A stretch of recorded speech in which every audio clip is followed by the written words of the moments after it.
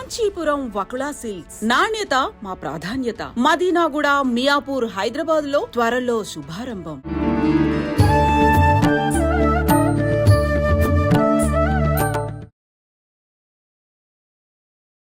నమస్కారం, welcome to I dream. ధర్మ మార్గం విత్ విజిత కార్యక్రమానికి స్వాగతం. ప్రస్తుతం నాతో పాటు ఉన్నారు డాక్టర్ నిర్మలమ్మ గారు లక్కరాజు, సామాజిక ఆధ్యాత్మికవేత్త. అమ్మని పెద్దగా పరిచయం చేయాల్సిన అవసరమే లేదు. అమ్మ గురించి మీకు అందరికీ తెలుసు. మనం ఆల్రెడీ అమ్మతో ఎన్నో ఎపిసోడ్లు మాట్లాడుకోవడం జరిగింది. ప్రస్తుతం నేను అమ్మతో మాట్లాడబోయే విషయం ఏంటి అంటే, మనకు మహిళా దినోత్సవం రాబోతోంది. నిజంగా ప్రస్తుత రోజుల్లో మహిళకు దక్కాల్సిన విలువ దక్కుతోందా అని అంటే అదొక క్వశ్చన్ మార్క్ లాగానే ఉంది. అసలు ఆ విషయాలన్నీ కూడా ఇప్పుడు అమ్మతో మాట్లాడి క్లియర్గా తెలుసుకునే ప్రయత్నం అయితే చేద్దాం. ఇంకెందుకండి ఆలస్యం, అమ్మతో మాట్లాడేద్దాం. అమ్మ నమస్తే. నమస్తే అమ్మ, మీతో మాట్లాడే ముందు నేను ఫస్ట్ ఆడియన్స్కి ఒక విషయం చెప్పాలనుకుంటున్నా. మీరు నాతో ఆఫ్ స్క్రీన్లో మాట్లాడిన విషయాలను బట్టి నేను ముందు వాళ్ళకు ఒక విషయం చెప్పాలనుకుంటున్నా. అయితే ఎవరైనా అమ్మతో మాట్లాడాలి అనుకుంటే కనుక వాళ్ళ పర్సనల్ సమస్యల గురించి ప్లీజ్ దయచేసి అమ్మకి ఫోన్లు చేసి ఇబ్బంది పెట్టే ప్రయత్నం చేస్తే అమ్మ అసలు ఆన్ స్క్రీన్కి రావటము, షూట్లు ఇవ్వటమే మానేస్తా అని చెప్తున్నారు. అందుకని చెప్పి ఎవరైనా ఏదైనా సమస్యలు ఉంటే వీడియో కింద కామెంట్ రూపంలో కనుక తెలియజేస్తే దానికి సంబంధించిన ఆ సొల్యూషన్ అనేది అమ్మతో మాట్లాడి ఒక వీడియో రూపంలో మీ అందరికీ అందించడం అనేది జరుగుతుంది. అందుకే దయచేసి మీరందరూ కూడా ఏదైనా సమస్య ఉంటే కామెంట్ చేయండి, కానీ అమ్మకు ఫోన్ చేసి ఇబ్బంది చేసే ప్రయత్నం మాత్రం చెయ్యొద్దు ప్లీజ్. ఇది నా తరఫున రిక్వెస్ట్. అవునా, నేను ఏంటంటే ఫ్రీ సర్వీస్ చేశాను 45 ఏళ్ళుగా. మెంటల్లీ రిటార్డెడ్ 35 ఇయర్స్ చేశాను. కౌన్సిలింగ్ చేశాను. హైకోర్టులో 10 ఇయర్స్ లోక్ అదాలత్ మెంబర్ని, రంగారెడ్డి కోర్టులో 4 ఇయర్స్, ఇలా 45 ఇయర్స్ సర్వీస్ చేశాను. ఒక 10 ఏళ్ళ నుంచే నేను ప్రశాంతంగా విశ్వంతో మాట్లాడుతూ విశ్వంతో మంచిగా హ్యాపీగా ఎంజాయ్ చేస్తున్నాను. కాబట్టి నా ప్రైవసీ ఈ చివరి క్షణాలు మంచి ఆనందంగా సంతోషంగా ఉండాలని, ఎందుకంటే ఏదైనా నేను పుస్తకం ద్వారా ఇస్తున్నాను. పుస్తకం ప్రచురించి వస్తుంది, అందరూ ఆ పుస్తకాలు చదువుకొని తమకి తాము తమ జీవితాన్ని తీర్చిదిద్దుకోవచ్చు. ఏంటి వాళ్ళంటే ప్రశ్న ఏంటమ్మాయి? మహిళా దినోత్సవం రాబోతుంది కదా. ఓ సూపర్. అయితే ప్రస్తుత రోజుల్లో అంటే మనకు పురాణాల నుంచి తీసుకుంటే కూడా మహిళలకు ఎంతో ప్రాధాన్యత, ఎంతో విలువ, ఎంతో గౌరవం అవన్నీ కూడా మనం వింటూనే ఉంటాం పెద్దవాళ్ళ మాటల రూపంలో. కానీ ప్రస్తుతం ఆ విలువ లేదేమో అనిపిస్తోంది. అంటే ఒక పని చేసే దగ్గర ఒక ఆడ మనిషి ఉంది అనగానే ఒక చిన్న చూపు. పని చేసే దగ్గర ఎందుకమ్మా, మామూలుగా మన ఇంట్లో మనకే ఎంత సంపాదించినా, ఇంట్లో పని బయటి పని ఎన్ని చేసినా కూడా మన ఇంట్లో వాళ్ళ దగ్గరే మనకు విలువ లేని మహిళలు కూడా చాలా మంది ఉన్నారు. అందుకని చెప్పి అసలు ఏంటి ఈ మహిళా దినోత్సవం సందర్భంగా మన విశ్వ నియమాల్లో ఏముంది అసలు మహిళల గురించి ప్రత్యేకించి తెలుసుకోవాలని ఉందమ్మా నాకు. ఈ విశ్వం అనేది పూర్తిగా రెండుగా ఉంది. స్త్రీ పురుషుడు రెండూ కలిసి ఉన్నాయి. కానీ మేల్కు ఈగో ఎక్కువ. పుట్టుకతోటి ఒక గడ్డి ముక్కనట, గడ్డినట, నువ్వు మొగ అనగానే అది గడ్డి నిలబడి ఉంటుందట. స్త్రీ అంటే నేను పడుకొని ఉంటుందట. అది జీన్స్లోనే ఉంది నాన్న. ఇంకొకటి ఏంటంటే మన హిందూ సంప్రదాయం ప్రకారము ఆడది అంటే అణగదొక్కబడినటువంటి భావనలు. అరే మగపిల్లగాడ నువ్వు కంచమాడబడి చెల్లెలొచ్చి కడుగుతుంది, ఏందే మొగరాయిలాగా బయటకు పోతున్నావు సాయంత్రం 5 నాడు ఇంట్లోకి అంటే, వాడేమో రాత్రి 11కు వచ్చినా ఏమన్నారు. ఈ పిల్లని మాత్రము ఏ స్వతంత్ర భావనతో బతకడము చిన్నప్పటి నుంచి అలవాటు చేస్తారు నాన్న. అలవాటు. ఇప్పుడు భార్యాభర్తలు అప్పటి కాలంలో అంటే ఆడవాళ్ళు బయటికి వెళ్ళేవాళ్ళు గారు. ఇప్పుడు మరి ఉద్యోగాలు చేస్తూ ఆడవాళ్ళు బయట నుంచి వచ్చిన తర్వాత మొన్న ఒక అమ్మాయికి ఫోన్ చేసింది. She is a doctor. ఆమె ఉద్యోగం చేసి వస్తే వాళ్ళ అత్త మామనే ఉంటాడట. 6 నెలలు మొగుడు బయట ఉంటాడట. 6 నెలలు ఈ పుట్టింట్లో భార్యతో ఉంటాడంట. ఉండి అతను పోలీస్ ఆఫీసర్. వాడు అంటే ఏదో చెప్పకూడదు అంత పబ్లిక్గా కేసులు, వాళ్ళ జీవితాన్ని నేను బయటపెట్టడం భావ్యం కాదు. కానీ ఆ అమ్మాయి చెప్పుకొని ఏడ్చింది ఏంటి తెలిసినా, డాక్టర్గా ఉండి చాలా బీద ఫ్యామిలీలో ఏదో ఇట్లా పెళ్లి జరిగింది కాబట్టి వాళ్ళ అత్తా మామనంట గిన్నెలు దోము అంటాడంట. కడిగిన గిన్నెలే మళ్ళీ కడగమంటారంట. ఆరేసిన బట్టలు మళ్ళీ నీళ్ళల్లో పిండి ఆరే అంటాడంట. ఊడ్చిన ఇల్లును 3 సార్లు ఊడమంటాడట అత్తా మామ ఇద్దరు. సాయంత్రం రాగానే వంట చెయ్యి అంటారంట. అమ్మా, నా భర్తతో సుఖపడాలనుకున్నా నాకు ఇంత స్వతంత్రత ఉంది, నాకు మొగుడు కావాలి, ఇవన్నీ ఇంకెన్నాళ్ళు భరించాలని ఎక్కెక్కేడ్చింది. నేను తిట్టాను, మొగుడు నిడిచిపెట్టి పోవే హ్యాపీగా, నువ్వు థాట్ చేంజ్ చేసుకో. కానీ ఆ అమ్మాయి చెప్పడం ఏంటి తెలిసిన, నాకు అతనే కావాలి, నాకు అతనితోటే జీవితం గడపాలని ఉంది. అంటే మానసికంగా ఆ అమ్మాయిని ఎమోషనలైజ్ చేసి వదిలిపెట్టాడు అబ్బాయి. అది శారీరక బలహీన మహిళ కాబట్టి అతను బ్లాక్మెయిల్ చేస్తున్నాడు అమ్మాయిని. మెంటల్గా ఆ అమ్మాయి వెళ్ళలేదు, ఇక్కడ అతనితోటే ఉండాలని తాపత్రయపడుతుంది. వాళ్ళు ఎన్ని కష్టాలు పడ్డా, డాక్టర్ అయినా ఇంజనీర్, మాకు తెలిసిన డాక్టర్లు ఎంతోమంది సూసైడ్ చేసుకొని చనిపోయారు. ఎందుకంటే మేల్ ఈగోను టాలరేట్ చేయలేక, ఎందుకంటే ఈమె టాలెంట్ను అతను యాక్సెప్ట్ చేయడు కాబట్టి. ఇంకొక కొన్ని కేసులు ఎలా ఉంటాయో తెలుసు నాన్న, శారీరకంగా కొంత ఏజ్ తర్వాత ఇప్పుడున్న సాఫ్ట్వేర్ రంగంలో మొగతనం అనేది ఉండదు. వాడికి పెళ్ళాం కావాలనే కోరికలు చచ్చిపోతున్నాయి, వీర్యకణాలు నశించిపోతున్నాయి మగవాళ్ళకు, ల్యాప్టాప్ల వల్ల, వేడి వల్ల, వాటర్ డెఫిషియన్సీ వల్ల. నేను యూఎస్ వెళ్ళినప్పుడు ఎన్నో కేసులు నాన్న, ఆంటీ నాకు మా ఆయన పక్కకు కూడా రావటం లేదు, చెయ్యి కూడా వేయటం లేదు, కనీసం మాట్లాడుకొని మేము ఎన్నేళ్ళు అవుతుందో మా అమ్మ నాన్న కూడా చెప్పుకోలేని విషయం మీతో చెప్పుకుంటున్నానమ్మా అని. అప్పుడేం చేస్తాడు తెలిసినా, వాడి బలహీనత కోసం దీని మీద డామినేషన్ తిడుతూ ఉంటాడు, ప్రతి విషయానికి తిడుతుంటాడు. నీకు ఈ పని చేయడం రాదంటాడు, ఉద్యోగం చేస్తూ కూడా బయటికి ఎంతసేపు పోయినామంటే ఏదో ఒక రీజన్ పెట్టి హెరాస్ చేస్తూ, అంటే మేల్ ఈగో తనలో ఉన్న న్యూనతాభావాన్ని కప్పిపుచ్చుకోవడానికి ఈమె మీద డామినేషన్ చేసి మానసికంగా హింసిస్తున్నారు అమ్మాయిలని. కొంతమంది అమ్మాయిలు నాకు ఫోన్ చేసి, ఆఫీస్లో మా బాస్ మేమేమీ అనలేము, చెయ్యి తగులుతా అంటాడు, కాలు తగులుతా అంటాడు, ఇంకేదో అంటాడు. ఆఫీసులో ఉద్యోగం చేసే ఆడవాళ్ళము ఎంత పోరాటం చేస్తున్నామో తెలుసా అమ్మా, మీతో చెప్పుకుంటాము, ఎవరితో చెప్పుకుంటాము, ఈ లోకం అంటుంది మంచిగా తయారై హ్యాండ్ బ్యాగ్ వేసుకొని పోయింది అనుకుంటారు, కానీ మా గుండెలో బాధ మేము ఎవరికి చెప్పుకోవాలి. 10 రూపాయలు ఖర్చు పెట్టాలంటే మగుడు నీవు ఉద్యోగం చేస్తున్నావని ఇష్టం వచ్చినట్టు ఖర్చు పెట్టుకున్నావులే అంటాడు. అవును అమ్మా, ఎంత అయినా సరే అతనికి ఏం పని చేత కాదు, వంట చేయడం చేత కాదు. ఎందుకు మరి ఇద్దరు ఉద్యోగాలు చేసుకొచ్చుకున్నప్పుడు అయ్యో పాప నా భార్య అలసిపోయిందని ఏ టీవీలో కూడా చూపించరు, ఎందుకే చూపించారు. అదేంటి మొగాడు పని చేస్తున్నాడా, అబ్బాయి నీ ఆయనతో పని, ఉద్యోగం చేసే ఆడవాళ్ళు కూడా ఇలాగే అంటున్నారు నాన్న, నాకు విచిత్రంగా అనిపిస్తుంది. మేల్ అయితే ఏముంది, ఫీమేల్ అయితే ఏముంది, గిన్నెలు దోమితే తప్పేమి, ఇల్లు ఉడిస్తే తప్పేంటిది, తన భార్యకు, తన కుటుంబానికి, తన పిల్లలకే కదా చేసేది. మరి ఈమె కూడా ఉద్యోగం చేస్తోంది కదా, ఇల్లు ఉడ్చుకుంటే తప్పేమొచ్చింది, గిన్నెలు తోమితే తప్పేమొచ్చింది. ఇంట్లో ఏ విషయాన్ని స్వీయ నిర్ణయ శక్తి మగవాళ్ళకు లేనే లేదు, మళ్ళీ ప్రతిదీ స్త్రీనే ఆలోచించాలి. కానీ ఈమె చులకన భావానికి లోన్ కావాలి.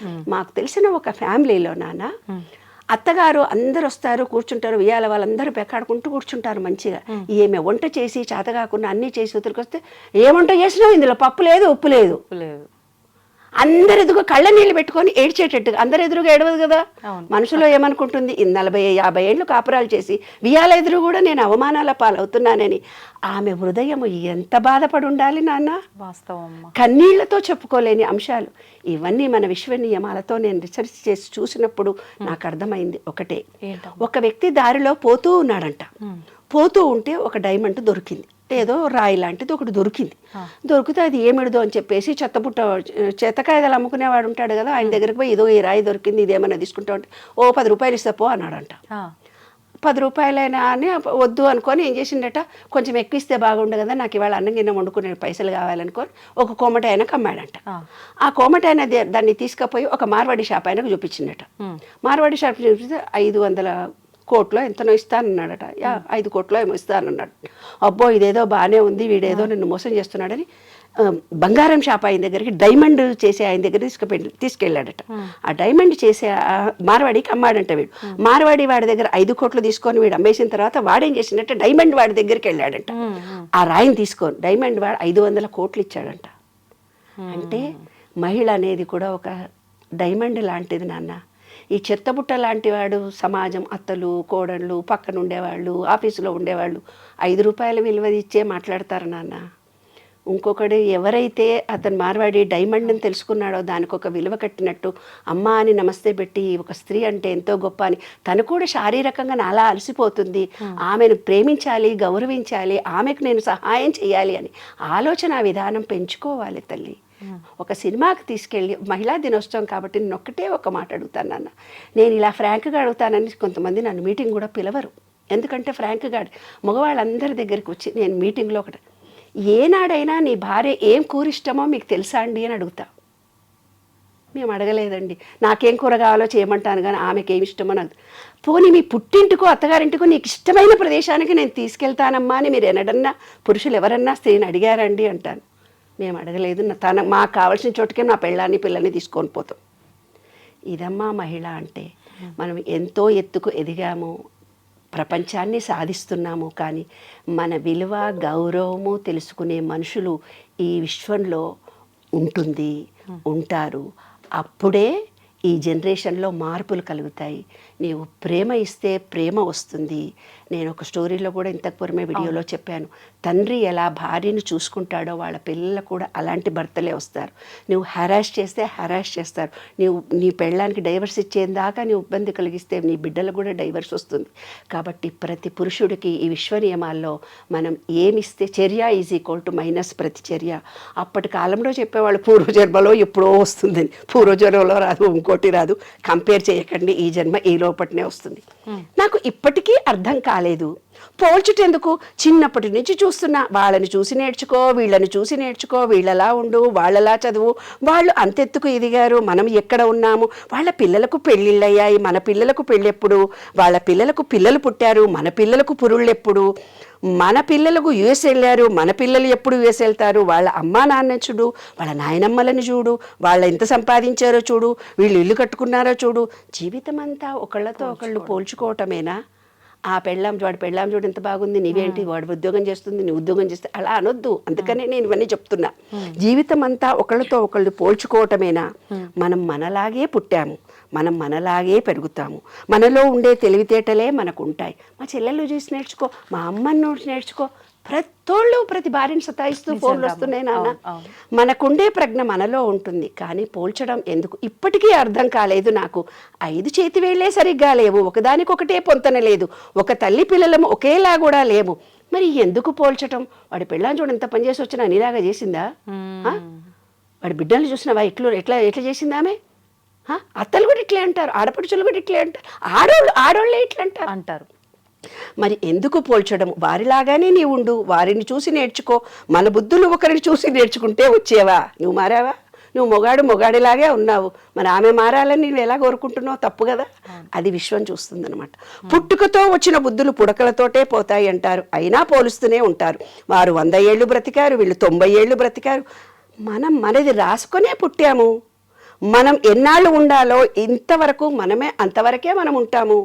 కొన్ని తెలివితేటలు మనకు ప్రత్యేకంగా వచ్చాయి, అయినా ప్రతిసారి పోల్చుటెందుకు? నాకు ఇప్పటికీ అర్థం కాలేదు. పోల్చుటెందుకో మనిషికి? ఎప్పటికీ నీవే, నీ ప్రజ్ఞ నీదే. అమ్మాయి, ప్రతి మహిళ తెలుసుకోవాల్సిన అంశం ఇది. ఎప్పటికీ నీవే, నీలో ప్రజ్ఞ, శక్తి అన్నీ నీవే. విశ్వంలో మహిళవమ్మ నీవు. ఎప్పటికీ నీవే, నీ ప్రజ్ఞ నీదే. ఎప్పుడూ నీకు పోల్చుకోకు ఇతరులతో. నీ ప్రజ్ఞని నీవు కోల్పోకు. నీకు నీవే అధికారివి, నీకు నీవే ప్రజ్ఞాకారివి. ఎప్పటికీ నువ్వు ప్రజ్ఞాకారివి. మహిళ లేకుంటే ఈ విశ్వమే లేదు. మహిళలు ఇప్పుడు మగపిల్లలకు ఆడపిల్లలు దొరకట్లేదు నాన్న. ఆ రోజుల్లో మేము ఆడపిల్లల పట్టుకొని సంబంధాలు కావాలని తండ్రులు తిరిగేవాళ్ళు. వాళ్ళ మగపిల్లలు తిరుగుతున్నారంటే ఎంత హెరాస్ చేసి ఉంటారు ఆడపిల్లల్ని. అందుకే ఆడపిల్లల పుట్టుకలు తగ్గిపోయాయి కదా. కాబట్టి ఈ విశ్వంలో ప్రతి పురుషుడు, ప్రతి స్త్రీ తెలుసుకోవాల్సిన అంశం ఏంటంటే, ప్రేమ ఇస్తే ప్రేమ వస్తుంది. భయంతో జీవితం గడపకండి, ప్రేమించండి సంపూర్తిగా. ఆ ప్రేమను మీరు పొందండి. ఎవరిని హెరాస్ చేసినా ఈ జీవితంలో ఇప్పుడే మనం అనుభవించాల్సి వస్తుంది. స్త్రీ పురుషులు ఇద్దరూ సమానమే, రాత్రి పగలలాగా, రాగద్వేషాల్లాగా, అన్న తమ్ముల్లాగా, నేను గొప్ప అంటే నేను గొప్ప అంటూ ఏవీ లేవు. ఇద్దరూ సమానంగా ఉద్యోగాలు, ఇద్దరూ బాధ్యతలు పంచుకోండి. నేను మగాడినని కాలు మీద కాలు వేసుకొని టీవీ చూస్తూ, సెల్ ఫోన్ చూస్తూ కూర్చోకు. రోజు గంట సేపు 10 నిమిషాలు భార్యతో పక్కన కూర్చొని మాట్లాడు నాన్న. అంతకంటే ఎక్కువ స్త్రీ కోరుకునేది ఏంటి? మా కాలంలో అనేవాళ్ళు, ఒక పువ్వులు తీసుకొని వచ్చి పెళ్ళానికన్నా ఇవ్వరా అని. అట్లా సెల్ ఫోన్ చూడకుండా కూర్చొని భార్య పక్కన కూర్చొని కబుర్లు చెప్పండి. Sharing your ideas. నీవు ప్రేమతో ఆమెతో షేర్ చేసుకోండి. కమ్యూనికేషన్ ఇద్దరికీ పెరుగుతుంది. సంసారం ఆనందంగా, సంతోషంగా ఉంటుందమ్మా. ఇదే విశ్వనియమం. మొన్న ఒక వీడియో చూసామ్మా, మీరు అన్నట్టు కూర్చొని మాట్లాడుకోండి అన్నారు కదా. మాట్లాడుకునే రోజులు తగ్గిపోయి మొబైల్కి అంకితం అయిపోయిన రోజులు ఎక్కువగా ఉన్నాయి కదా. హస్బెండ్ ఫోన్ చూస్తూ కూర్చున్నాడు, వైఫ్ వచ్చి, ఏజ్డ్ వాళ్ళే, వైఫ్ వచ్చి ఏదో మాట్లాడినా కూడా పట్టించుకోకుండా అదే పనిగా ఫోన్ చూసుకుంటూ కూర్చున్నాడు. ఆవిడొచ్చి సైలెంట్గా చేయబట్టుకొని తీసుకెళ్ళి సెల్ ఫోన్కి పసుపు కొమ్ము కట్టిపిస్తుంది ఆయనతోటి. అంటే ఇంకా నీకు పెళ్ళాం ఎందుకురా, మొబైల్ మంచి పని చేసింది. వాళ్ళ కొడుకు సేమ్ అదే పని చేస్తున్నాడు పక్కన కూర్చొని.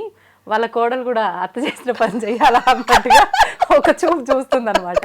అంటే మీరు చెప్పినట్టుగా నిజంగా మాట్లాడుకునే రోజులు పోయి మొబైల్కి ఒకటి అంకితం అనే కాదు, టైం ఉన్నా కూడా మొబైల్ చూడకపోయినా ఏం చూడకపోయినా కూడా ఒకరితో ఒకరు మాట్లాడుకునే ఈ సంబంధం అనేది చాలా తక్కువైపోయిందమ్మా నిజంగా. ఈ మనసులో ఒక స్త్రీ కోరుకునేది ఏంటో తెలిసిన, మనసులో తన కొంత ఫీలింగ్ కలుగుతుంది, ఆ ఫీలింగ్ను షేర్ చేసుకోవాలి. అప్పుడే మహిళ ఆరోగ్యంగా ఉంటుంది, ఆనందంగా ఉంటుంది, సంతోషంగా ఉంటుంది. పురుషుడు ఎప్పుడైతే ఆ స్త్రీతో మాట్లాడాడో ఇంట్లో వచ్చే చాకలోళ్ళకి చెప్పుకుంటారు తెలుసా, ఇంట్లో వచ్చే పని మనుషులకు చెప్పుకుంటారు తెప్పున.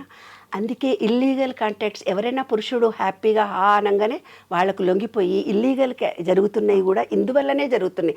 తన భర్త ఏదైతే తన భార్యను ఓపెన్గా కమ్యూనికేట్ చేయలేకపోతున్నాడో, కమ్యూనికేషన్తో తన బాధను తెలుసుకొని, ఏముంది నాన్న సరదాగా అలసిపోయావా అంటే చాలా ఒక మాట కరిగిపోతుందే మహిళ, ఎంత బాగా వండావే, ఏంటి ఇందులో ఉప్పు వేయలేదు అనగానే కోపం వస్తుంది. అరే ఎంతో కష్టపడి చేసావు కదా అని తను ఉప్పు వేసి వేసుకోవాలి. ఆమె తింటప్పుడు అనాలి, ఏంటండి ఇందులో ఉప్పు లేదు, మీరు నన్ను అడగలేదు అంటే ఆ ప్రేమ అమోఘంగా ఉంటుంది. అసలు అది దాంపత్యం అంటే అదమ్మా దాంపత్యం మాట్లాడకపోతే చాలు. ఎస్, విమర్శించి మాట్లాడినప్పుడు హృదయం దెబ్బతింటుందమ్మా మహిళకి. ఆ కన్నీళ్లు వంశం పురుషులకు తగులుతుంది తల్లి. ఏ పురుషుడైనా 7 తరాలు వాళ్ళ పిల్లలు మనమలు ఆడతరం ఏదైతే సుఖపడటం లేదో ఇవాళ, అవన్నిటికీ కారణం ఒక మహిళకు కన్నీళ్లతో బాధ పెట్టడం, మనసును కష్టపెట్టడం, శారీరకంగా హింసించడం. ఏమ్మా, శరీరము మనసు మాటతో ఇబ్బంది కలిగిస్తే శరీరంతో చేసిన పాపం శరీరము, మాటతో చేసిన పాపం మాట. అనుభవించాల్సిందే. ఈ విశ్వ నియమాల్లో ఒకటి నాన్న. ఎన్నో చూస్తున్నాం అమ్మ ఈ రోజుల్లో. ఏ పని చేయకుండా కాళ్ళు చేతులు అన్నీ కరెక్ట్గా ఉండి ఇంట్లో ఉండి భార్య సంపాదించుకొస్తే తిని కూర్చుంటూ కూడా భార్యని కొట్టి ఇబ్బంది పెట్టే మగవాళ్ళు కూడా చాలా మంది ఉన్నారంటే మహిళల పరిస్థితి అసలు ఏంటి అని. నాకు కొత్తగా అమ్మాయి వచ్చింది, పనమ్మాయి వచ్చింది. పనమ్మాయి వస్తే చాలా చిన్నగా ఉంది అమ్మాయి. ఏంటే ఎంతమంది పిల్లలు అన్నా, 5 అమ్మా అంది. రియల్లీ నేను ఆశ్చర్యపోయినా. ఏంటే మరి 5 పిల్లలు, మీ ఆయన నువ్వు ఏం చేస్తాడే మీ ఆయన అంటే, ఏం పని చేయడమ్మా, తాగి కూర్చుంటాడు చెట్ల కింద. మరి 5 పిల్లల్ని నీవు ఎలా తప్పదు కదమ్మా, యేసు ప్రభువు నాకు ఇచ్చాడు, నేను ఆ ప్రభువు ఇచ్చిన జ్ఞానాన్ని నేనే భరిస్తున్నాను అంటోంది. చూసావా నాన్న, ఆ మొగుడు ఏం చేశాడంటే నాకు దారిలో కనిపించి నేను ఏదో బ్యాగులు మోసుకొని పోతుంటే, బాబు వస్తావా నువ్వు తీసుకొని మా ఇంటి దాకా అని అన్నాను. ఎవరో అతను తెలియదు నాకు, తెలియక ఆ బ్యాగులు ఇచ్చాను. అతను మోసుకొని వస్తూ కొంచెం దూరం పోయి కింద పెడుతున్నాడు, కింద పెట్టి మళ్ళీ ఎత్తుకుంటున్నాడు ఆ బ్యాగులను. అదే ఆ అమ్మాయి 5 ఇళ్లలో ఇంట్లో పనిచేసి వచ్చి ఎంత పని చేస్తోంది. ఈ విధవ తాగి తన శరీరాన్ని పాడు చేసుకొని 2 బ్యాగులు కూడా అక్కడి నుంచి ఇక్కడ దాకా ఎక్కువ దూరం కూడా కాదు, కొంచెం దూరం వచ్చి కింద పెట్టాడు. నా చేతులు లాగుతున్నాయా, సారీ బెటా అన్నాను నేను.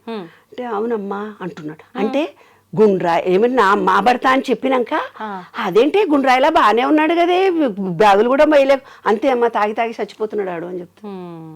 అట్లా ఊర్లలో కూడా నాన్న సంసారాలు విచ్ఛిన్నం కావడానికి ఈ డ్రింక్సే కారణం. ఏంటంటే అప్పుడు మగవాళ్ళు ఒక్కళ్ళే తాగేవాళ్ళు, ఇప్పుడు ఆడవాళ్ళు కూడా తాగుతున్నారు. మగ మొత్తం తాగేసరికి ఏమిటో పిల్లల పోషణ రక్షణ కరువైపోతుంది. కాబట్టి ప్రతి వాళ్ళు కూడా భార్యలను ప్రేమించండి. డ్రింక్స్కి కానీ వేరే అలవాట్లకు లోను కాకుండా కుటుంబం అనేది మన భారతీయ సంస్కృతిలో ఎంతో గొప్పది.